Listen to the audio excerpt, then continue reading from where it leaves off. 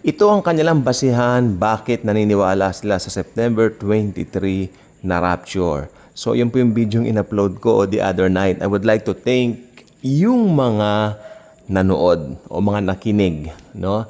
So, from the bottom of my heart, masaya po ko. So, 3.4 views. Malaki na po sa akin yan, ha? O yung iba, maabot ng pagkarami-rami views. Pero ako, bilang isang humble, sa biyaya na rin ng Panginoon, bilang isang humble na gusto ko lang talaga maiparating ang mensahe, may nakinig sa akin ng 3.4 na tao. And I hope managdagan pa po yun. Patuloy po niyong ulit-ulitin para dumami. O should I say, i-share po ninyo kasi napakakailangan pong marinig yan para magkaroon naman ng idea yung mga kapwa natin Pilipino. Since Tagalog naman po ang ating vlog, ano. So, magkaroon ng ang buong Pilipinas, no? Ikalat nyo sa buong Pilipinas. Ikalat nyo sa buong mundo para marinig din ng Pilipino sa buong mundo ito, no? Importante po talaga. Okay. Now I would like to make a video. Ito po kasi parang paano ko ba ito sasabihin? Ito po yung pinaka-importante sa lahat nating mga born again na dapat patuloy at patuloy natin binabanggit. Hindi tayo tumitigil. Ano yon? You must be born again. Sabihin natin sa mga tao, you must be born again. Remember that jailer? Nung akala nung jailer na si Paul ay nakatakas dahil nga lumindol sila Paul at Silas, the jailer thought that they escaped. Okay? And the jailer was about to kill himself. But Paul told the jailer, don't harm yourself. Don't do that to yourself. Nandito kami, hindi kami tumakas. Then the jailer asked Paul, what must I do to be saved?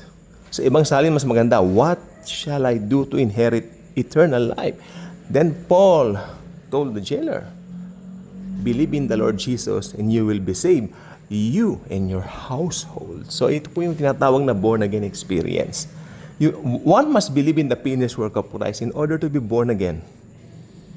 Born again, sabi ni Nicodemus kay Jesus, paano ako magbo-born again? Ibig sabihin, do I really have to go back doon sa sinapupunan ng aking nanay upang ako'y maisilang muli? Ang sabi ng Panginoong Jesus kay Nicodemus, tagapagturo ka pa naman ng mga Hudyo, hindi mo alam ang ibig kong tukuyin. Jesus was referring to spiritual birth. Jesus' main intention is to give another birth sa isang tao. Hindi sapat yung minsan ka lang pinanganak. Sabi nga nung magandang nang madalas i-post dati sa FB, hindi ko nakikita. Sabi niya ganito, teka lang, ito talagang real time ito eh. Okay.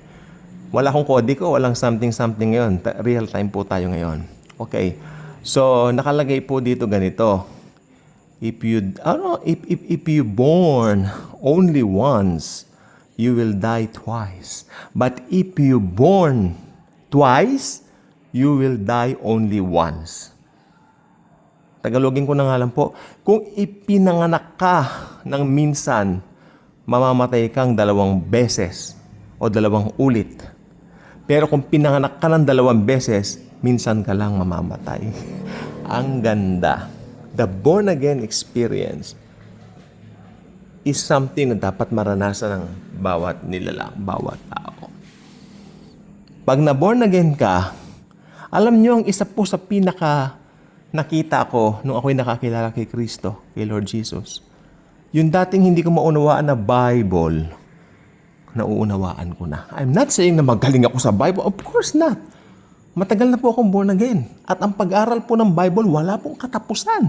That's why hindi mo pwedeng sabihin, yan nabasa ko na, tama na. No. Continuous yan. Sapagkat ang totoong Kristiyano, laging uhaw sa salita ng Lord Jesus. Lagi siyang uhaw sa Bible. Ano ang gagawin ko sa buong maghapon, Lord? Yan ang Bible. Hindi na kailangan magpakita si Jesus sa iyo. Matatakot ka pag nakita mo siya ngayon. Glorified siya. Parang si John, di ba? Natakot na nakita ang Panginoon eh. Itong Bible, itong salita niya, open it.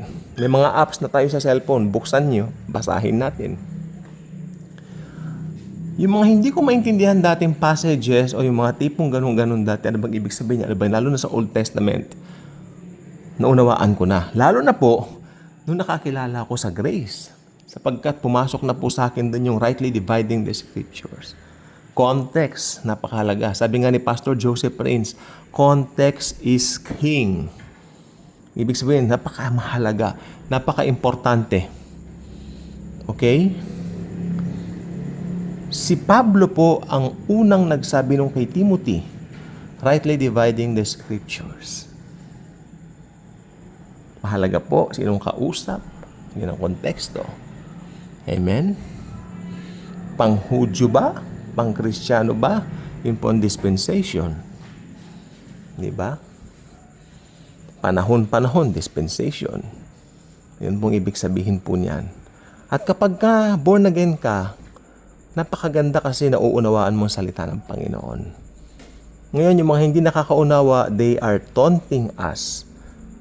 May nagsabi pa nga sa akin, I think dito nag-comment, sabi niya, nakabasa lang daw tayo ng Bible, tayo mga born again daw. I think hindi, ewan ko anong rehilyo nung nag-comment. Pero, I think, sabi niya sa akin, nakabasa lang daw ng Bible, akala mo kung sino na. Akala mo, galing-galingan na.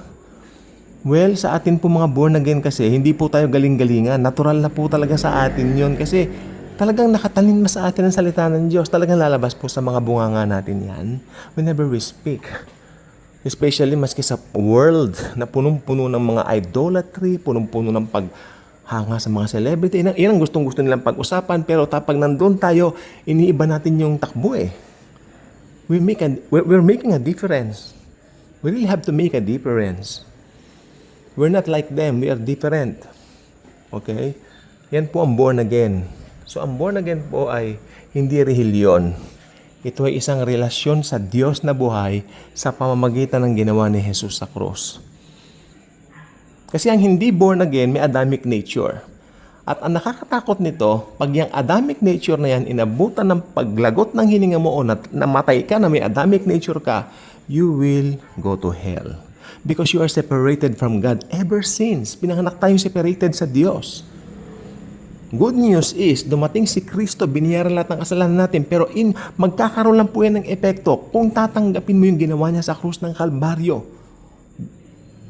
Bilang sapat na katubusan para sa iyong mga kasalanan. You will believe na sapat na yung blood ni Christ para mapatawad ka sa mga kasalanan mo. And that's true forgiveness from God. And if you have that forgiveness, I assure you, you have eternal life. You will be raptured anytime. Kaya September man yan, kung kailan man yan, ewan ko, pero ang totoo po, mararapture ka dahil naniwala ka na sapat na yung ginawa ni Jesus sa krus para ikaw ay maligtas. Again, sa mga patuloy na nanonood ng bidyong in-upload ko last 2 nights ago, yun pong ito ang kanilang basihan sa paniniwala September 20 rapture. I would like to thank all of you from the bottom of my heart. Masaya po ko dahil ang channel pong ito ay alam nyo, I think from March to I think June this year, tinatamad ako mag-upload dito eh. Wala pa, ulit-ulit yung upload ko. Nagpa-upload ako kay Peter the Roman, Peter, yung namatay yung Pope, di ba? Na-upload ko. Ang pinakamataas na nakukuha kong views, 50. Then tumigil po ako. Kung napansin nyo sometimes tumigil ako ilang days. Nag-rest ako. Then I asked the Lord, Lord, tutuloy ko pa ba? Talagang dumating na ako sa, wala ito nakikinig. They're not interested. They're not interested, Jesus, Lord, for this. I mean, they still have to go on with this. The Lord told me na, nakahiga ako nun. Parang parang still voice. Parang sinabi niya sa akin na, continue. Because you're doing this sa mga taong alam mong hindi paligtas. Maaari yung mga hindi nakikinig, hindi paligtas. Yung mga nakikinig dito ay ligtas na, pero paano yung mga hindi ligtas? So, I need to continue. Tsaka nandun talaga ang boses ng Panginoon, continue. So, I'm here. Kanina sabi ko kay Lord, nagulat ako, hindi ako lagi nag-check eh. Nakita ko, 3 point something, sabi ko. Oh Lord, ito po Lord, masaya po ako, sa atin po ito Panginoon. Ako, hindi, this is not mine. This is sa atin, di ba? Si Jesus ang bida rito. Tayo mga Kristiyano, masaya tayo, nakakarinig tayo ng mga content tulad nito na, di ba? May excitement kasi pag ang end times ang pinag-uusapan. Let's face it. Let's face it. So, ayun lang po. Until next content, God bless.